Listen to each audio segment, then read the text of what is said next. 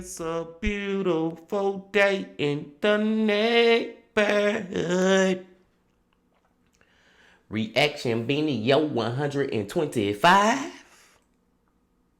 Day in the neighborhood. My brothers and sisters, how y'all doing out there today, man? Hope y'all doing well, bro, as always, man.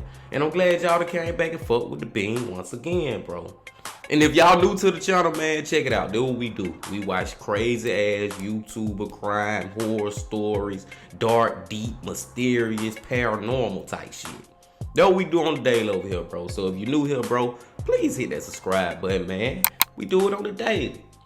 Now, we're gonna take it back to a channel that it had been a couple of days. It had been a couple of days since we watched one from this guy, bro. But we about to go back to him. And that is Adrian from Coffeehouse Crime. Going back to Adrian, man. Going back to Adrian, bro. And the title of this video is The Serial Killer Who Claimed 15 Lives. The Case of David West. 15 lives, y'all. Now, I'm wondering, did he do it all at one time? Was it over a period of time? Did he kill them one by one, or two by two, three by three? Like, how and what the fuck? I don't know. But we finna see, though. But before we see, though, y'all know what y'all got to do. Get whatever you may need. Get what you need for the story, please, because we finna get into it, bro. I got what I need. I'm ready to go. Y'all ready to go? Then let's fucking go. From the early days of July 2019 and right through to September of that same year, several women across the country of Nigeria were found dead in their hotel rooms. As this number steadily rose, it became obvious to authorities that they were dealing with the mind of a serial killer. And as time passed by, this unknown individual gripped the city of Port Harcourt with fear and anxiety. Good morning, good afternoon, or good evening, folks. My name is Adrian, and welcome back to another video by Coffeehouse Crime. Today we're looking at the case of serial killer Gracious David West. Who was the Port Harcourt Strangler? What were the motives behind his actions? And how many lives would he claim before he was caught? Today we're answering those questions. But before we begin our case today, I wanted to thank Scentbird for sponsoring today's video. Here come Coffeehouse with the commercials. Let's get past the commercials. Y'all fuck with Scentbird though, man. Y'all fuck with it, man. Get y'all some of that Scentbird. Goddamn, Coffeehouse. Don't make it an hour long now. Man, got an hour long commercial.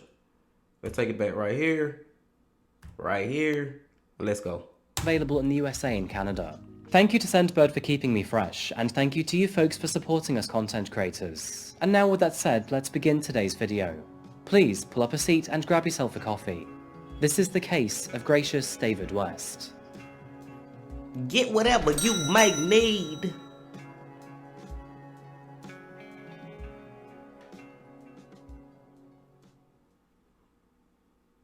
Welcome to another country new to Coffeehouse Crime. In today's case, we're zoning in on the African country of Nigeria. With a population of over 218 million residents. God damn, bro. Do you see how those houses, y'all see them houses, bro? How they just stacked on top of each other like a motherfucker, bro? Like, they ain't even got no backyard. Do some of them even have a front yard? Bro, what the fuck? It's the most populous nation in all of Africa, and is the 6th most populous country in the world. Due to its size and the habitable space available, some parts of Nigeria are very densely populated, with people essentially living on top of one another. Nigeria has a very serious poverty issue and ranks extremely low on the Human Development Index, which should be quite a big surprise, as the country has one of the largest economies in the world due to its vital role in the oil industry. Sadly, this exploitation and disparity in wealth gives Nigeria the very unfortunate reputation of a highly corrupt nation. While all this seems to be very negative, Nigeria's people are known to be welcoming, friendly, and willing to show others their true culture. That's the natural and authentic Africa, and not just what you see in the news or online. In this beautiful yet turbulent country, we find the city of Port Harcourt, which is found located along the southern coast. Now, Port Harcourt is famous for its petrol-based economy, and following its petroleum production and export surge, the city has some of the most polluted air in the world. Grab your face masks if you're traveling here, folks, as residents often complain about airborne black soot, which lands on and stains their clothes. Damn. Sadly, this goes even further, as almost everything outside is prone to coating by the substance. And addressing the worst possible consequence, yes, this can also mean your lungs. Due to this pollution, residents are often encouraged to take any outdoor activities indoors. And a recent study found that, during a 15-month period, 240 of those days were considered to be unhealthy, with an additional 85 classed as very unhealthy, and 13 days classed to be hazardous. Shit. But at one point in time, this wasn't the only thing to be on the minds of all residents living in Port Harcourt. It is in this city, amid its usual unrest, that citizens and the general public began to notice a rather concerning pattern emerging. Now, this channel is no stranger to highlighting stories from all over the world, from Greece to Australia, and from America to the nation of Japan. And unfortunately, a substantial percentage of these murder victims are women. Sadly, this statistic is very familiar in Nigeria, and femicide is one of the country's most common forms of violence. Our case today is no different, and what began in June of 2019 was an alarming discovery in a small hotel room in Port Harcourt. It was yet another typical working day, and while general housekeeping was on duty, they came across something rather gruesome. With no answer from their guest after knocking on the hotel room, they cautiously entered. Assuming the room was empty for the day, they turned the light on to begin their daily duties. And what shone below, face down, was the body of a woman.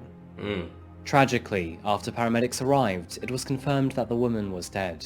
Her ankles and wrists had been tied, made of bindings from the hotel's pillowcases. Now, clearly this was no accident, as the bindings would have been impossible to do alone.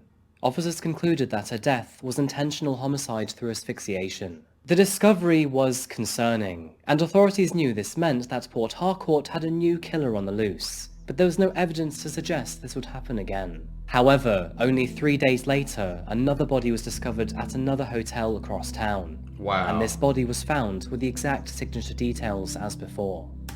Bro, so from what I'm gathering so far, I think all these women, I don't know if they sex workers or whatever you want to call them, but I think it's funny. It's something, they have something in common. All these women who I'm thinking gonna be killed, bro, they have something in common to be found in a hotel room. You know what I'm saying, bro? I think it got something to do with sex. I don't know though, but let's see. It is in this moment that River State Police realized they were not dealing with one random killing.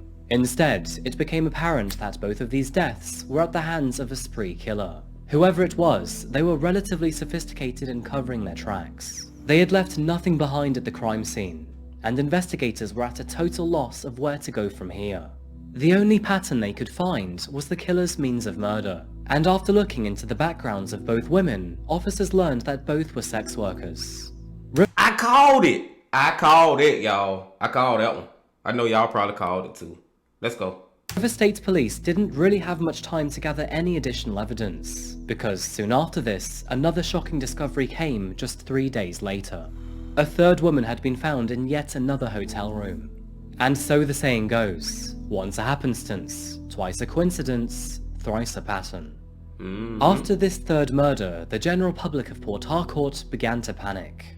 With 3 deaths over the space of 7 days, their unknown assailant was now considered to be a serial killer. And with such a title looming over the city, everyone began to watch their backs with more vigilance. But who exactly was responsible for killing these women? What was the motive behind their actions? And would they strike again? People were genuinely scared for their safety. The city of Port Harcourt began to feel unwelcoming, and the once friendly atmosphere slowly transformed itself into a stoic landscape. The frightening news swept through salons, workplaces and food stalls alike. Everyone was aware of the so-called woman killer, who remained unknown and on the loose. And slowly over time, whoever this person was became known as the Port Harcourt Strangler. Police were quite brutal with their preventative measures. They warned the Nigerian Hotel Association that they would shut down any hotel found to allow more killings. Now, this may seem harsh, but considering 3 murders had occurred without any trace of DNA, with no surveillance footage, and with no leads to the suspect, police were at a loss. However, the aggressive ultimatum had no effect on the killer, and as the weeks passed, several more hotels were shut down overnight. In the short span of 7 weeks, the number of victims climbed to a total of 6, and the people of Port Harcourt grew scared, frustrated, and angry. I mean, to be fair, you can hardly blame them, as authorities seem to be getting nowhere after several deaths. And of course, the city's hotel industry nosedived over the period of this time. Public protests were large and full of energy, and several women's organizations rallied against the police for immediate action. We're here to protest the fact that we're losing our mothers, we're losing our daughters, we're losing our sisters, we're losing our wives. It is starting with women in River State. It can move to anybody. We are concerned because it appears to us that no action has been taken. Protesters believe... Bro, like, whose side y'all on? Whose side y'all on in this situation, bro? Like, do you think they should be shutting them hotels down? Or should the hotels be like, this ain't our fault, this happening. Y'all, you know what I'm saying? Y'all stopping us from continuing our business, continue to make our money because of something that we have no control over. My only problem is they don't have surveillance footage. Like, ain't nobody got nothing. That's the problem right there, bro. There's no evidence to who the fuck doing this shit. So I don't know, man. This is a slippery slope here. Let's go. Believed that the police were not trying hard enough to track down their killer. Many thought it was because his victims appeared to be sex workers. And although that factually may be true, technically no one was safe. It was during the month of September that this situation began to worsen. Police still had no leads, and even after demanding higher security at the city's hotels and appealing to the public, no fresh evidence came to light. I would like to encourage each and every member of the society to trust the Nigerian police force in the fight against crime. It cannot be left in the hands of the police or security agencies alone. It's a business that all of us needs to be involved. And one way to be a part of it is for us to learn to trust the police with every bit of information that can help us in addressing the situation. You can trust us with every bit of information, and I assure you that we will work with it diligently to solve whatever crime situation that is out there. We can be trusted. Rivers State Police claimed to be making a full effort to find their assailants. However, they had nothing to show for it. And between the dates of September the 13th to September the 16th, an additional 3 women were found to be murdered in hotel rooms scattered across the city. God Retaliation damn. against all staff was swift and aggressive, with all managers and receptionists of these hotels being arrested and charged in court for allowing these killings to happen. Hold on, time out now. Now, I don't know what the fuck they got going on in Africa, bro. But I know damn well why I stay, bro. How the hell you gonna charge me with the fucking murders just cause I got damn work at the damn hotel? Come on now. Now this is unreasonable here, bro. This not right here. This shit is not right. The Port Harcourt Strangler was on a rampage. And in recent days, he had clearly become more active than he had been previously. As a result, public fear erupted to an all-time high. However, just as this situation was coming to a boiling point, the case's first key piece of evidence finally came to light. And no surprise, it wouldn't be the police that discovered it. The evidence came in a rather circumstantial way, appearing through the combined effort between a victim and a staff member of the affected hotel. The 18th of September 2019 was an average Wednesday night. The evening was quiet and nothing was out of the ordinary. But that was when, at a local hotel in the Ogbo local government area, the hotel manager heard a faint yet chilling scream coming from down the hall. Being aware of the current situation, the hotel manager immediately ran towards the direction of the scream. He took to the hallways before centering in on a single room. He was adamant that the noises he could hear behind this door were made out of terror, and so, using his master keycard, he unlocked and barraged his way through. Opening the door, he witnessed a man outside of the bathroom door. A woman could be heard screaming from inside the bathroom, while the TV was loudly playing from within the bedroom. The unknown man was shocked to see him. He ran from the room before the manager mustered up any thought to block him, and before he knew it, this stranger had run into the dead of the night. Tentatively knocking on the bathroom door, a distraught woman emerged, and after her initial panic was over, she was able to explain what exactly happened. Uh-oh. The woman explained that although she had never met him before, he promised to pay her good money if she agreed to stay with him for the night. The plan was fairly straightforward. He wanted to order food at the hotel, watch TV, and then see where things went. But at one point in the evening, she realized that the TV had been turned up to a very uncomfortable level. While searching for the remote control, she pushed her hand under his pillow. And that's when she felt something cold. Lifting the pillow, she found a knife, and she immediately knew that something was very, very wrong. The woman tried to compose herself as she calmly stood up and made her way to the bathroom. She then locked the door, opened the window, and began to shout for help. And of course, that's when the manager heard her screams.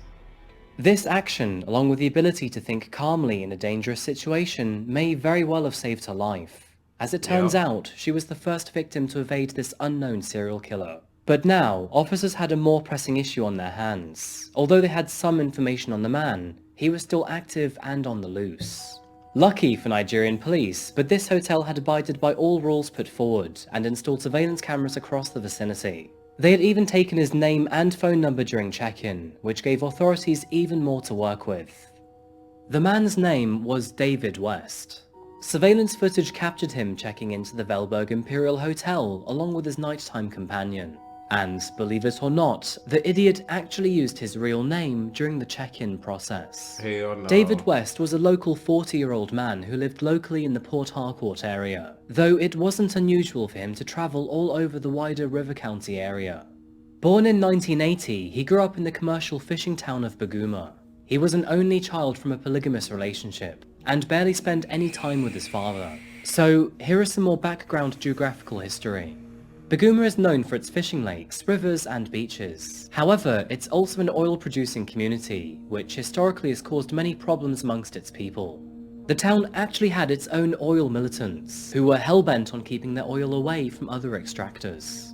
This is because Baguma is part of the Nigerian Niger Delta, which is a petroleum-rich area of the country. These militant groups operated out of the mangrove swamps in the area, and to emerge out of these groups were several divergent gangs, all of which planned to gain some of the wealth for themselves. One of these gangs was known as the Greenlanders, an adequately armed mafia-style street gang, and one of those members was no other than David West. David chose violence throughout his adolescent years. He pledged his allegiance to several gangs, partook in petty thievery, and was most likely involved in many other types of crimes. So, the fact that David was now the #1 suspect in their investigation into the 9 deceased women came as no surprise to authorities. And with his name now finally known, the great hunt for David West was finally on. Hotels across the country were ordered to run through their historical records in a desperate attempt to match the killer's name or phone number to anyone else who stayed on their premises. Records showed that he had stayed at several hotels, often only for one night. But usually this was with another partner. And although many of these visits did not result in a dead body, over 2/3 of these nights involved petty theft or assault. The public was on the lookout, patrols were increased, and hundreds of officers kept their eyes out for a man who fit David West's profile. Safe to say, he was the most wanted man in the city. Authorities increased routine checks on all outgoing vehicles, and eventually, they struck lucky throughout these efforts. After a public bus going out of Port Harcourt was stopped and all passengers asked to exit the vehicle, they found the very man himself. You know, it was actually very easy to identify him, as David was still wearing the same clothes that he was wearing in the surveillance footage. Really? Needless to say, he was arrested immediately, and the Nigerian police finally had their man. And it didn't take long for David to confess to his crimes. After that, we were inside the club. After that, she discussed of how much I would pay her. So, after that, we left the club to the hotel. Yes, so what happened when you So went? after that, we went to the hotel. Yes. I paid for the place. So they took her to up. So after they took her up, I said, okay, let me prefer to arrange for food. I should eat myself. So they prepared food and we ate. So after that, we slept till when the day broke by around that 5:30. Yes, 5:30 to let's say 4 or 5:30. So I bought out a knife. She didn't actually know that there was a knife there. So I brought out a knife. That threatened her that I don't shout. Then she shouted that we use the knife on her. So with that fear, she didn't shout. And by then the television, so she kept quiet. And after that, I used the wrapper to tie her heads from the back. Then tie her legs. Which rapper? Pillowcase. David would eventually tell officers the full details behind his wicked plans. This Boy, he real comfortable telling his story, ain't it? It's like he knew he was gonna get caught and he just don't give a fuck. He just don't give a fuck. Let's go.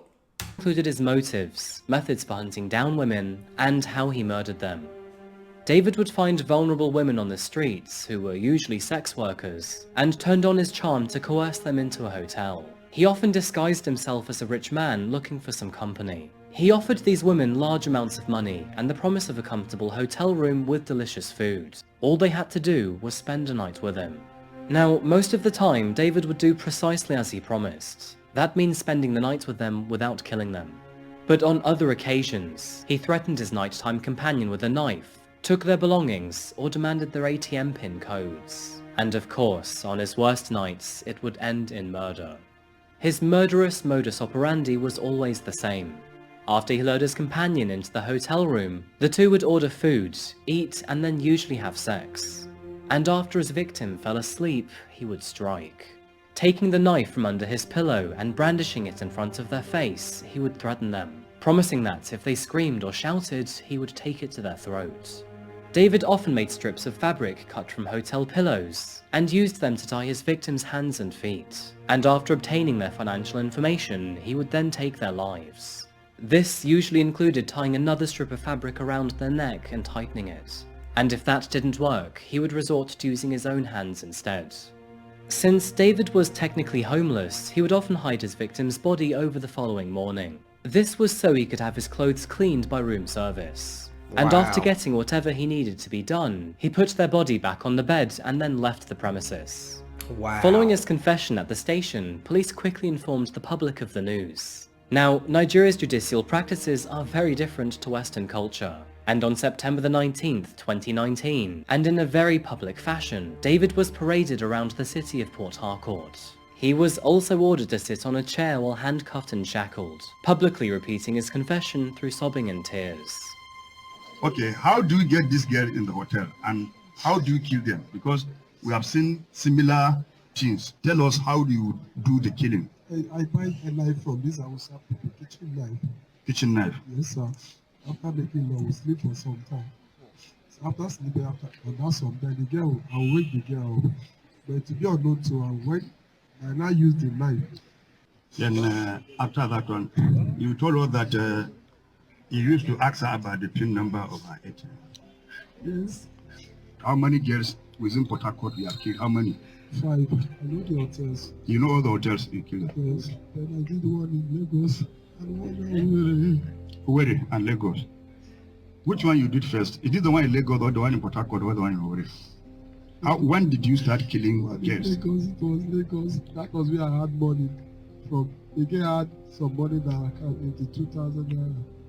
So that was the money I traveled down to Port Harcourt before I went to. It was after where I came to Port Harcourt. The big shocker here. Bro, that was just so weird, bro. Bro, that type shit have never happened in America, bro. Well, a fucking murderer be sending a crowd of people telling his story to a crowd of people getting paraded all around the city that he committed the murders in. Like, that's some weird shit. I don't understand that. I don't know. I don't get it. Was David West's body count. Although River State Police knew of the 9 murders around Port Harcourt, they had no idea of the further 6 around Nigeria. This, of course, would bring David's victims up to a total number of 15, and the public were outraged by this. Although his confession had been officially logged and recorded, David changed his tone after lawyering up. Unsurprisingly, he started to deny any involvement in their murders. Really? But whether changing his story would hold up in court or not was a totally different story. And not even 1 month later, on October the 9th, 2019, the trial of Gracious David West officially began. Bruh, how in the hell you gonna goddamn confess to the shit on camera yourself? You ain't caught on camera in the hotel with the lady you was trying to kill. You got this horrible background, and I'm gonna say it again. You confess to the shit on camera yourself, but now you denying it? Dude, make sense. Can you please make sense? Those in attendance at his trial claimed that David was short-tempered, aggressive, and always interjected the judge. He often tried to defend himself despite the presence of a lawyer and being advised to keep quiet. With the surveillance footage, his confession, and other articles of evidence at the prosecution's disposal, David's trial seemed to be a no-brainer, but it would be long and arduous. Although he pleaded guilty to the 9 murder charges against him, he pleaded not guilty to the charge of attempted murder of the victim who survived his attack. But on October the 9th, 2020, almost 1 year since his trial began, David West was found guilty of 9 counts of murder. Good. He was also charged with the attempted murder of the woman that narrowly escaped him. Good. As a result of being found guilty for his crimes, Gracious David West was sentenced to death by hanging. And although the death penalty is rare in Nigeria, David West appeared to be deserving of this sentence. Nigeria hasn't carried out any hangings since 2016, but thousands of prisoners still sit on death row. The public rejoiced at the news, and the vast majority believed the correct sentence had been given. It was a harsh sentence, consequential to the evil actions of a man who claimed 9 to 15 lives. To this day, it still isn't clear how many women were killed at David's hands. But these women are now lost to the world, and very little is known about them. The very tragic news is that for many of them, nobody came to collect their bodies from the morgue, and most of his victims remain faceless ghosts without impression. In fact, only one member of all families attended the trial, and after their first day, he never returned. And sadly, the only thing we do know about these victims are their names. Maureen Iwaru, Jennifer Nwakocha, Linda Waripa, Dorcas Francis, Blessing Effiong, Rose Samuel, Kelechi Onawaha, Patience Hamo, and Anthony Ibe. Although authorities seemed somewhat biased towards these victims, as many of them were sex workers, it is very important to remember that that isn't all they were. There's a heavy stigmatization against women in the sex worker industry, and honestly this needs to be broken down. Every woman had her own life, personality, dreams and aspirations behind her. For example, Jennifer was studying hard to gain admission into the University of Port Harcourt to study nursing. Alongside her nurturing nature, she wanted to help others in their time of need. But sadly, this would never happen. To this day, David still awaits his punishment on death row, and whether he'll ever actually see the hangman's noose or not is yet to be seen. What we do know is that this man will remain behind bars and off the streets of Port Harcourt for the rest of his days. And that pretty much wraps up another case today by Coffeehouse Crime Folk. At least he'll be behind bars, y'all. But I hope he get I hope they get to hanging his ass. I hope he get hung sooner than later. For real, bro. Like, and he just ain't give a fuck. He was so random with it. You just sleep with some of them, and you know you just sleep with them, give them their money, just have a good time that night. Then the next night you decide to rob this lady. Then the next night you decide to kill this lady. Like, dude just was all over the place, so random, and he was so nonchalant, and I don't think he think any of that shit was serious, bro. I don't think he thought any of it was a big deal while he was doing it. Yeah, he got a background of committing crimes and robbing people and shit, bro. And then he just took it to murder. I don't know, man. These people like this, bro, just confused the fuck out of me, bro. Like, what the fuck? Why? I mean, do they understand that killing is wrong? Some people, it seem like they don't really understand it. He did all that crying and shit. And that's another thing, too, y'all. Like, we already talked about it, but that shit, that was weird to see him like out in public confessing to his shit, like the police chief saying, so what you did to this one? And he's saying it on in front of the public. Like, in America, bro, that shit would be all over Facebook, all over YouTube. And I think that shit would encourage these dumb motherfuckers to do their shit even more, because a lot of them want to be famous. I feel like put him on that pedestal to tell his story to the crowd was almost making him famous, bro. And I'm glad we don't do that shit in America, bro, because I believe we'll have more serial killers, because they just want they 5 seconds of fame. I digress again, man. What the other thing is, bro, the damn victims, bro. It's so sad that none of their family even came forth, like, out of, let's just say the 9 that we know are confirmed, not the other 6 that he claimed to have killed, but the 9 that's confirmed, bro. None of their family members came and, you know what I'm saying, came and said, this is my daughter, this is my mama, this is my sister, you know what I'm saying? Like, and only one man showed up to one of the fucking court trials, and he only showed up for one day from one of the victims, and we don't even know what type, you know what I'm saying, what connection he had to that victim, bro. That shit sad, bro. Damn. I mean, I know they sex workers, but I know they got family out there, bro. Like, all of them got family, man. That was kind of weird too, man. But it was a fucked up story, y'all. These people, man, in Nigeria, man, it's so much different than over here in the United States, bro. I want to visit Africa one day, though. I hope, Lord, just willing, I visit Africa one day, bro. Like, it would be such an amazing experience for me. It would be so different. Just watching it on here is different. So I know in real life the shit would be so different. It's such a eye-opener. Just seeing different shit, y'all. I digress, man. I ain't gonna hold y'all no longer. Y'all know how I get to running my mouth and shit, bro. I'm just glad y'all came back and fuck with me like I said, man. Y'all hit that like. Hey, if you're new, hit that subscribe, all that, bro. Because I will be back tomorrow and tomorrow and tomorrow and tomorrow for another one of these crazy ass stories. But until I see y'all again, my friends, the Bean Baby Legend.